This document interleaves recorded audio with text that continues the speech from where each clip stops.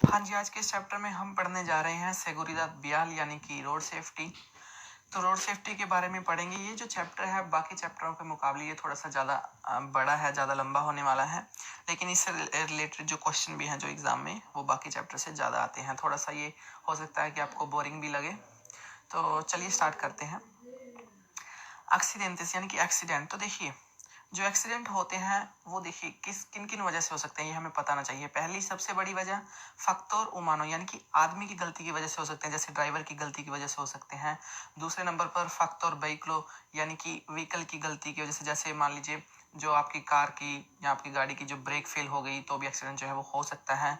तीसरे नंबर पे आता है फैक्टर बिया इशू एंटोर्नो यानी कि सड़क की गलती की वजह से, जैसे मान लीजिए सड़क जो है वो टूटी हुई है तो भी एक्सीडेंट जो होने के चांसेस हैं। और उसके अलावा सुइंतोर्नो यानी कि एनवायरनमेंट जैसा कि बहुत तेज बारिश पड़ रही है या फिर नियबला है, धुंध है, तो इस वजह से जो एक्सीडेंट के जो चांसेस हैं वो हो सकते हैं। तो देखिए entre 70 y 90% de accidentes son debido al factor humano। कह रहे हैं कि जो 70 से 90% एक्सीडेंट होते हैं ना वो फैक्टर उमानो की वजह से होते हैं, यानी कि ड्राइवर की गलती की वजह से होते हैं 70 से 90% तक के एक्सीडेंट। तो देखिए tiempo de reacción। तो देखिए tiempo de reacción क्या होता है। देखिए tiempo de reacción का मतलब होता है हरकत का टाइम। रिएक्शन यानी कि रिएक्शन यानी कि हरकत, tiempo यानी कि टाइम।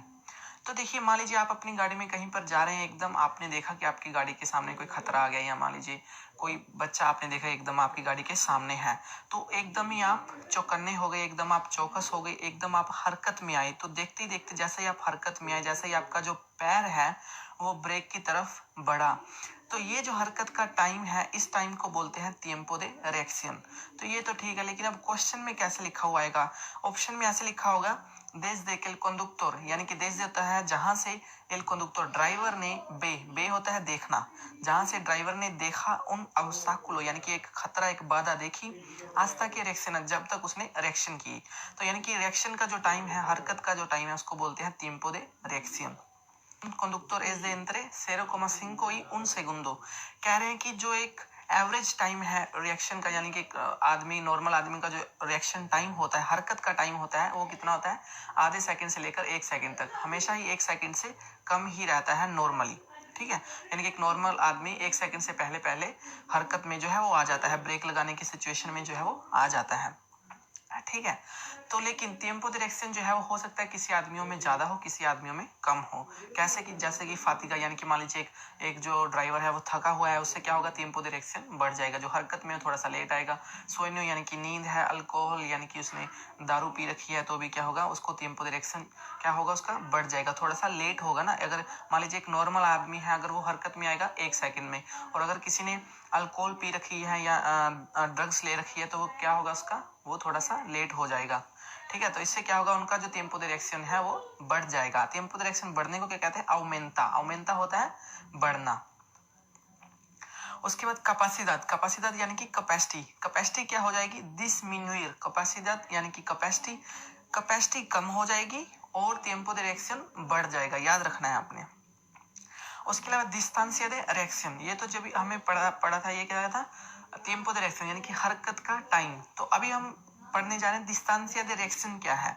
तो देखिए distancia होता है दूरी, reaction यानी कि हरकत, वही हरकत की दूरी, यानी कि हरकत में आते आते जितनी दूर आपका व्हीकल जो है वो चल गया, यानी कि 1 सेकंड में जब तक आप हरकत में आए, जब तक आप चौकन्ने हुए, तो उस टाइम तक अगर आपका मान लीजिए व्हीकल जो है वो 5 मीटर दूर चला गया या 10 मीटर दूर चला गया, तो ये जो दूरी है, ये जो डिस्टेंस है, इस डिस्टेंस को बोलते हैं distancia de reacción। किया तो होगा उसका बढ़ जाएगा, थोड़ा सा लेट होगा ना। अगर मान लीजिए एक नॉर्मल आदमी है, अगर वो हरकत में आएगा 1 सेकंड में, और अगर किसी ने अल्कोहल पी रखी है या ड्रग्स ले रखी है तो वो क्या होगा, उसका वो थोड़ा सा लेट हो जाएगा। ठीक है, तो इससे क्या होगा, उनका जो tiempo de reacción है वो बढ़ जाएगा। tiempo de reacción बढ़ने को क्या कहते हैं, aumenta। aumenta होता है बढ़ना।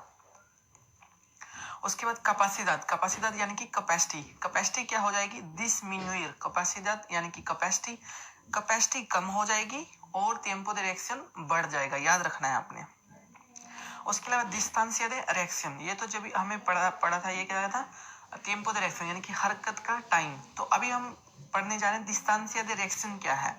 तो देखिए डिस्टेंसिया होता है दूरी, डायरेक्शन यानी कि हरकत, वही हरकत की दूरी, यानी कि हरकत में आते आते जितनी दूर आपका व्हीकल जो है वो चल गया, यानी कि 1 सेकंड में जब तक आप हरकत में आए, जब तक आप चौकन्ने हुए, तो उस टाइम तक अगर आपका मान लीजिए व्हीकल जो है वो 5 मीटर दूर चला गया या 10 मीटर दूर चला गया, तो ये जो दूरी है, ये जो डिस्टेंस है, इस डिस्टेंस को बोलते हैं डिस्टेंसिया दे डायरेक्शन। तो इसको क्वेश्चन कैसा आएगा, es la distancia que recorre el vehículo durante el tiempo de reacción। कह रहे हैं कि ये जो दूरी है डिस्टेंसिया यानी कि दूरी है que recorre जो चलती है, जो तय होती है, el vehículo व्हीकल जो करता है, durante यानी कि दौरान, el tiempo de reacción यानी कि tiempo de reacción के दौरान जो व्हीकल दूरी तय करता है उसको बोलते हैं डिस्टेंसिया दे reacción। उसके अलावा जो अगर tiempo de reacción ज्यादा है तो जाहिर सी बात है कि जो आपका distancia de reacción है वो भी ज्यादा हो जाएगा। अगर वेलोसिटी ज्यादा है तो distancia de reacción जो है वो ज्यादा हो जाएगा।